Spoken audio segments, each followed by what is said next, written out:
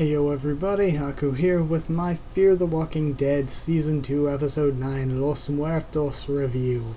And so this one I'm going to structure a little bit differently, running through the plot summary real quick without any specific thoughts on it.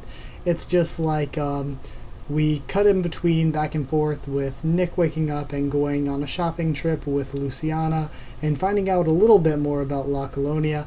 And on the other side of things, we had Madison and Strand's group. Madison and Strand went and got drunk while Alicia and Ophelia searched the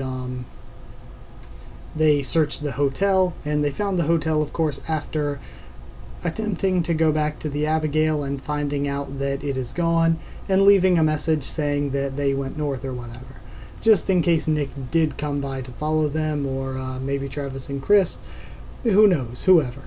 But yeah, in case anybody else tried to get back to the Abigail, at least I guess they would see it and know where to go to find them. But yeah, sorry. That was a bit weird. But the way I'm structuring it differently, I'm going to talk about the parts that I thought were bad first, and then the parts that I thought were good. Because for this one, there was only one scene I can think of, and that was the scene with them leaving the stuff at the Abigail, the message or whatever, that I thought was, it's not really good, it's not really bad, it's whatever, it's just there. Other than that, all of the scenes or concepts I either thought were really good or pretty bad. So I'm going to go over the bad first just to get it over with, and then talk about the parts I thought were good, and then give my overall thoughts and score or whatever, like usual. So the first thing I didn't really like was, I don't really think I like the turn that Nick's character is taking, where he's sort of becoming darker and bolder and kind of angrier, like the way, I don't know, maybe that's not the way to do it, but the way he's just taking unnecessary risks and just being a little bit crazy, for lack of a better word, like when he was negotiating with the dude. I mean, it saved his hand, but at what cost to La Colonia? So yeah, I don't know. I'm not the biggest fan of the turn he's taking. I'm just weary of it. Also, for the entirety of this hotel thing, they had a million different great storylines they could have done, or at least really entertaining storylines they could have done with this hotel, and it really wasn't explored very much, at least this episode. Maybe next episode they can do more for that. Also, Ophelia is just a really boring naysayer of a character. I'm really not liking where her character is going either, because her character was in the background of most scenes, saying nothing in Season 1 and the first half of Season 2, and she hasn't done much more other than that. And when she does talk, it's usually not anything very important. I hate to be so down on the character, because the actress is such a nice person, like they're really active on Twitter with fans and everything, but the character is written very blandly and just tossed in the background. So I don't think I would dislike the character if we got to see more of them, or if they were better fleshed out. But so far, Ophelia, for the entirety of the series, to me, where everybody else has been getting their own time, has just been kind of sitting in the background doing absolutely nothing. Another thing is, it's not a big deal, but it does take you a little out of it when you notice things like this, and I have noticed that other people commented about it and noticed it. That cake was sitting there in the hotel lobby.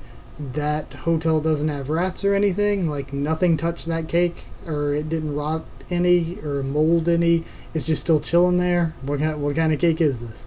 So yeah, again, not something that's a big deal, but if it's been 2 months, that is something that takes you out of the story a little bit. Also, the concept of the dying people sacrificing themselves to the walkers at the wall that protects them, that I don't really like very much, because I feel like it's too close to some stuff we've already seen, or stuff that we have yet to see but's in the comics. So I'm not a big fan of that. And two other things, and I didn't bring this up, but another thing that kind of annoyed me was the whole Luciana speaking Spanish, and speaking Spanish the whole time, and then because plot requires it, she speaks English out of nowhere. And if she spoke English, why didn't she speak English to Nick the entire time? Why'd she speak Spanish to him at first, like he could understand what she was saying? I mean, I don't know. That I feel like it felt like too much plot convenience, and they're like, oh, we want to make her seem authentic and original. Let's have her speak Spanish to him. And then they're like, oh, but we need to make it easier for audiences. Let's pull back the realism and just have her speak English. So that did annoy me a little bit, but again, not a huge problem. The only two that I think were actually sort of large-ish problems, first would be Alejandro potentially surviving a walker bite. It's not impossible. The walker disease is already in everyone, but it sets in and takes effect and makes you like burn out and turn when you get an infection from a bite. If he was bitten, if he did something like cutting out the bitten area and just carving that chunk out of his shoulder, or if maybe he injected himself full of a shit ton of antibiotics and like dumped a ton of alcohol on it or something, maybe he could prevent the bite from getting infected to begin with. And if that's all true, then it's totally possible he could have not like burned out and became a walker because of it. So theoretically it's possible, but if they pull out some sort of wonky BS immunity or has a cure type of mess, then I will be a little bit disappointed in the show. Especially this early on, to have to rely on something so cheesy like that would be really, really lame. And the other complaint, and the other thing I think was a big bad problem, was the drunk Madison and Strand stuff. They go off to get drunk and do nothing helpful whatsoever, while Alicia is actually being responsible and going to do things, and so's Ophelia even. But they just are not useful at all. And I feel like a lot of people gave the show crap because they copy so much from the original show when they have so much potential to make their own storyline, and I feel like this is another case. They used it exactly like the original show used the Beth and Daryl stuff to try to get character development out of those two. They did it the same way trying to get character development out of Madison and Strand. And until the most recent season finale, the most hated episode, the lowest rated episode of The Walking Dead was that Daryl and Beth episode. If you're going to copy the original show for something, why are you going to copy the second to worst rated episode? Like, just terrible, terrible decision making, I think, there. Now, that was kind of a long list of things that I thought were bad, and there are only 3 real things to point out, but they're kind of broad concepts, and they cover a lot of ground that I thought were particularly good. And the ones I thought that were bad were kind of like, most of them were like not that bad, they're just whatever, I didn't really personally like it. But the 3 that I actually like are actually big, important things that took up most of the episode, and are more important to the show as a whole. First off, the whole concept of them traveling and going to shop at that place that the gangs ran, the dude Marco, it all felt really fresh and new and exciting for The Walking Dead. And I really, really liked that setup and plot line, and just the whole, the whole setting of it I really enjoy. And the scene of it with him stealing, them threatening to cut his hand off, like, I didn't really like so much the way he talked out of it, but like all of that, I thought it was just really nice to see, and it felt really fresh and exciting to me, and it was definitely enjoyable. So that I really, really liked. Secondly, the whole cult setup of La Colonia, the whole cult setup does feel pretty damn, it feels pretty damn original to me for The Walking Dead, not like Celia's group did. Celia's group seemed like a almost caricature of Herschel. It's like Herschel had his reasons, naivety for keeping the walkers in the barn, and then Celia just did so, and they're like, we're going to have her do the same exact thing, only slightly differently. And while that does save the idea a bit, in my opinion, I think that instead of having an idea where you're like, oh, it's close to the same thing, but it's not quite the same thing, they probably should have gone for something a bit more creative and different.